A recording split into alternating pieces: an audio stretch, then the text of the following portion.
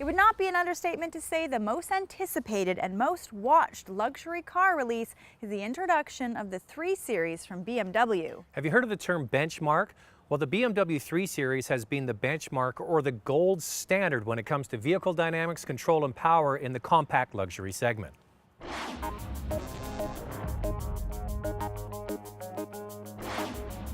Just as other brands start to catch BMW, they come out with an all-new model that raises the bar even further. This is the new 6th generation BMW 3 Series, still one of the most aspirational cars on the road, one that many Canadians will actually be able to afford. BMW always staggers the introduction of their models, so the first model that we'll see is what we have here, the sedan, followed up next year by the convertible and then coupe, and then followed up by the M3 Performance model. The all-wheel drive 3 Series will be available in the fall of 2012. This new model is also longer and wider, providing more interior space, but making the 3 Series look more like the 5. In fact, this latest model is almost the same size as the 5 Series that was sold just 10 years ago. With a more aggressive grille and headlights along with strong character lines down the side, this car is instantly recognizable, but more modern and menacing. Now, obviously, BMW doesn't live in a bubble. They often get compared to other luxury brands like Audi, which is always right at the top in terms of interior design. But in BMW's defense, they do use very high-grade materials. Now, the middle of the dash and down on a lot of cars is where car companies put hard, inexpensive plastic. BMW uses very high-quality plastic. Here it's soft touch. The lower part of the doors is another place that usually gets cheaped out on. This has a very soft material that doesn't scratch and will look great for years. The dash design is unfortunately still rather simple, but the buttons are logically placed and most functions are intuitive, except for the still fussy iDrive computer controller. The 3 Series is now sold with 3 trim levels that are only available on the 328 and 335. They're called Sport, Luxury, and Modern. Then there's the M Sport package, which updates the suspension on these 2 models. The base 320 remains the base trim and is not sold in the United States and isn't available with these options. The Sport interior is kind of dark and moody. The Luxury and Modern interiors feature wood inlay, which warms up the dash. With a longer wheelbase comes a bigger back seat, which is very welcomed because the older 3 Series wasn't very big back here. Styling, prestige, and interior refinement are secondary to the way the 3 Series drives. The 328i that we're driving here will most likely be the volume seller because it's got a great balance between frugal and fun. The base 320i is fitted with the same turbo 2-liter 4-cylinder engine as the 328, but tuned for an output of 181 horsepower compared to 241. The 335 is the only model to receive the traditional inline 6-cylinder, and it still produces 300 horsepower, but has been tuned for greater efficiency compared to the last model. By going with a 4-cylinder turbo, adding an 8-speed automatic, and shedding some weight, BMW is able to produce a vehicle that's not only a blast to drive, but it'll save you some money at the pumps too. The 2-liter turbo direct injection engine is the same one found in the new X1, and it's fabulous. This 328 is also available with a manual transmission, but the automatic produces better fuel numbers.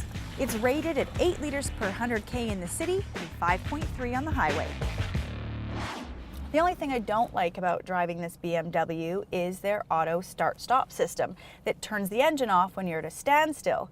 As soon as you take your foot off the brake, the car almost jerks to life. I would expect it to be a little bit smoother, but the great thing is you can turn it off with the touch of a button. Now, the argument could be made that this new 328 is so good that the 335 is a bit of an afterthought. You see, this car makes a run to 100 kilometers an hour in just 6.1 seconds, the 335 in 5.7 seconds, less than a half second between them, and this car is a lot less money. There is no detectable turbo lag, the engine sound is enjoyable, and it passes on the highway with a blink of an eye. BMW also includes a standard driving dynamic control that allows the driver to select either comfort, sport, or eco mode, something that Audi charges a premium for with their Drive Select system. This new 3 Series has electric assist power steering. The ratio of the steering is really quite aggressive, so it takes a little bit of time to get used to, but it is very precise. The most remarkable thing about this new car is the way the suspension delivers information back to the driver. Over bumpy surfaces in the city, it is very, very smooth. But when you toss it into the corners, it really sharpens up and becomes really quite aggressive. So it's a great combination of both. It's a performance car and it really is a luxury car. The 328 is going to be very attractive for anybody looking at a 3 Series. It starts at $43,600 and is almost $8,000 cheaper than a 335. That leaves a lot of room for options. For example, the car tested here is the luxury trim, and it has a premium package, executive package, and a few other options for a total of $50,250. That's roughly $1,000 less than the starting price of the 335i sedan. A lot of car companies, when they have to reach a certain efficiency standard, like the new 2016 mile per gallon standard of 35.5 miles per gallon across their entire fleet, some companies are doing it with hybridization, others are doing it with diesel. This is the approach that BMW is taking. They're going with smaller turbocharged engines, but you're not giving anything up. In fact, you're actually gaining.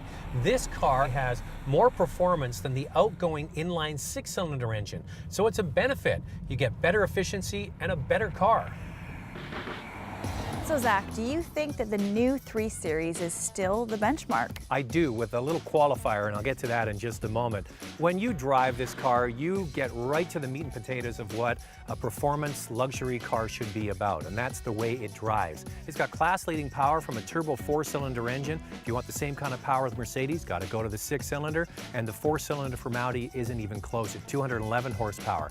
This engine is spectacular. Suspension is very good. It's almost like a chameleon. You drive it in the city over bumpy roads, it's so smooth and refined, but then you start chucking it into the corners and it does everything that a perfectly balanced 50-50 weight distribution car should do.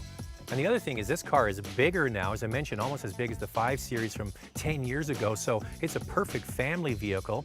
On the downside, Lacey, the steering ratio is really quite tight. It takes a little bit of getting used to, more time behind the wheel. Please, BMW, I think I could adjust.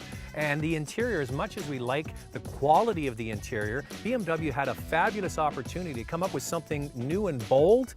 They didn't. They basically evolved what they had before. It looks like the same kind of simple, overly simple BMW interiors. Now, we'll get to one other point in a second. Lacey, what do you think of this car? You know what, Zach? I agree with you on a lot of those points. The first thing, though, I really like the turbo engine. It's so smooth, it's got great power, no turbo lag. This car is amazing on the highway, and I love the exterior styling. It's so handsome looking. On the downside, I agree with you on the interior.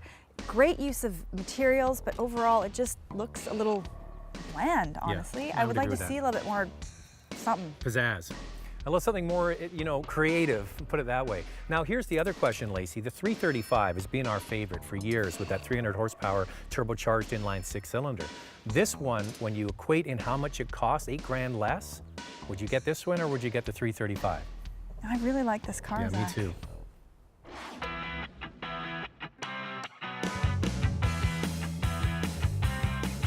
Looking for a high-performance vehicle? We have tons on our website at drivingtelevision.com.